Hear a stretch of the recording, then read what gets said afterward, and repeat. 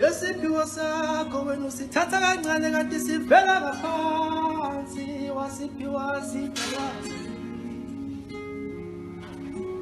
yambingelela lonke ngeye.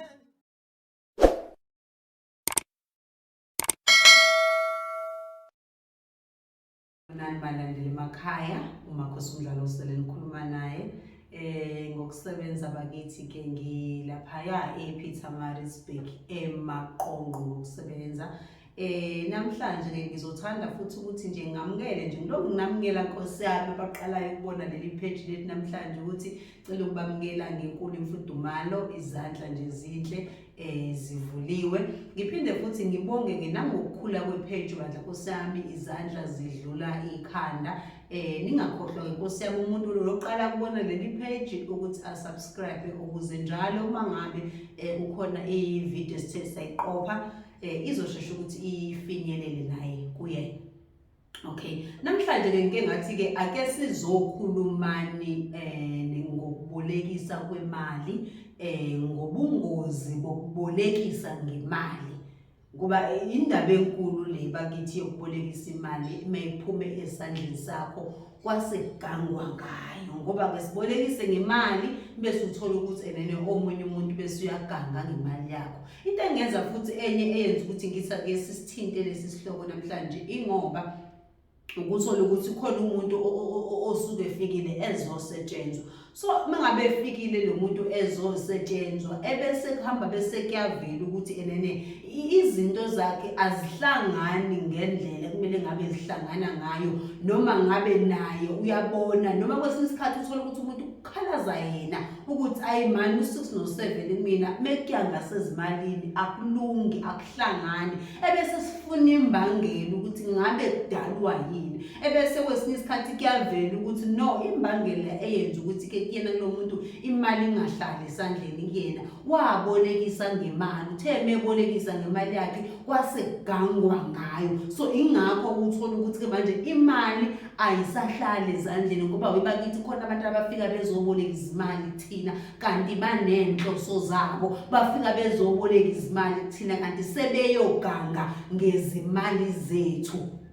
Angithabona. So inhloso ke mina engike ngibuka ukuthi isikhathi esiningi ukuthi eyenza ukuthi isikhathi umuntu athi noma eboleka imali kuwena ebese ganga ngayo vele inhloso yakho umuntu kusuke ukuvala ukuthi omunye umuntu ufuna ukuvala nje emali inhlobo nje straight ukuthi kweli imali ingahlali ezandleni zakho kuthi noma uyithola iphelele ezandleni ugcina ungasayazi ukuthi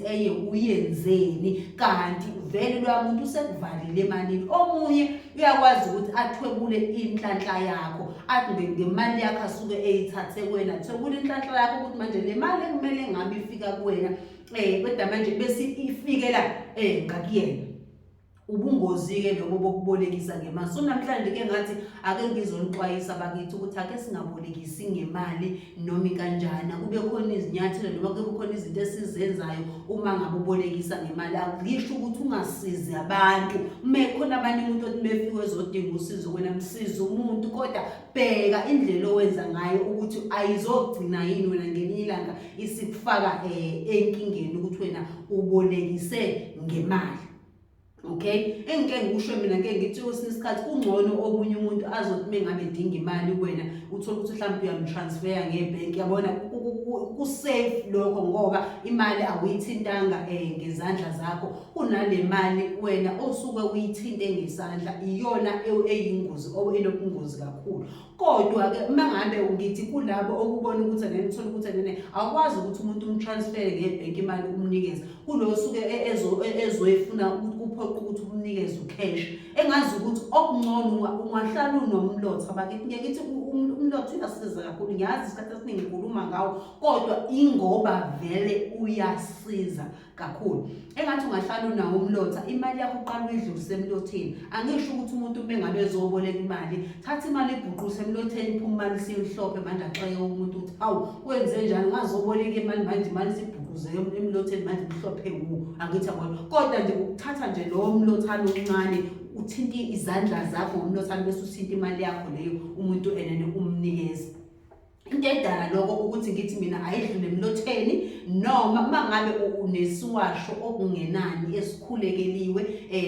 uyichibe elikhulekeliwe ugeza izandla zakho ubamba imali yakho lelo ngechibi lakho ke ukwazi ukuthi enene unikeze umuntu into edala ukuthi ngithi mina ungenza kanjalo okungcono ingoba imali nemali oyikhipha ngesakhe isandla insila yakho iyasalela emalini yakho ingakho umuntu ekwazi ukuthi asebenzise imali ephuma kwena ngoba insila yakhe iyasalela emalini ebese thatha leyo mali umuntu ebese yakuvala ngayo umuntu usuke namandla ukuthi athathe leyo mali yakho akhulume yonke into kule mali embi ngalendlela azobeganga ngayo akuvala kuqeda umuntu emalini noma thwebula inhlanhla zakho ngemali ephume kwena so wena ngesikhathi wenza lezi zinto lezi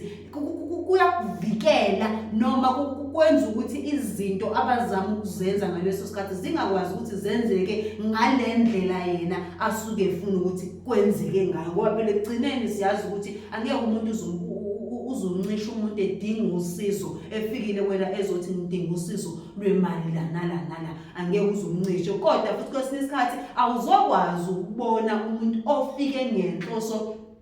ezinhle kwena zokuthi uzoboleka imali ngoba ngempela udinga usizo ukuthi asizakale noma usezoganga angeke uzokwazi kodwa engingakusho ukuthi ukuze uhlale usesayidini elisafe ungakwazi ukuthi kwenze ngalendlela engisho ngayo ezokwazi ukuthi kusize ikwazi ukuthi enene ikuvikele okay bese kuzoba khona nalabantu okuthola ukuthi yena vele umsebenzi wakhe ukuthi abolekise ngemali engasho ngithi mhlawumbe umashonisa ukuthi mina vele iyona ndlela engiyiphilisa ngayo le ukuthi ubothola ukuthi ngibolekisa ngemali abantu bangibuyisele isizele kanjalo so leyo nto engingayisho ukuthi into yokuqala engingayisho uma ngabe uthola ukuthi umuntu ophila ngaleyo ndlela noma owenza ngaleyo ndlela obolekisa ngemali into engazi ukuthi ungayiqalisa emsamo uqala into engathi ungayibika kuqala uyibikele abantu bakini uyibikele abantu abakwembethe ukuthi wena nginebhizinisi elihamba kanje la ekhaya ngizocela ukuthi nene ngandise le mali engiyithola kodwa ngiyandise ngalendlela ukuthi ngizobolekisa ngemali bangibuyisele isingcono lapho kokuqala ukubikela kwakhe idlozi lakho kwenza sure ukuthi noma ngabe ubolekise ngemali oqala kuzokusiza ekutheni abantu bakwazi ukukhokhela imali yakho ngoba kwesinye isikhathi nawe uthola ukuthi ubolekisa ngemali kwesinye isikhathi abantu abasakukhokheli nje vele ngoba nalo idlozi lakho liyadika imali kulo simlethele imali yena bese ethatha mhlambe ebolekisa ngayo thina akasazisi lutho uthola ukuthi naleyo business lakho alisayi phambili kwesinye isikhathi lokuthi enene lokubolekisa ngemali ngoba vele into yakho awuyibikile so kulabo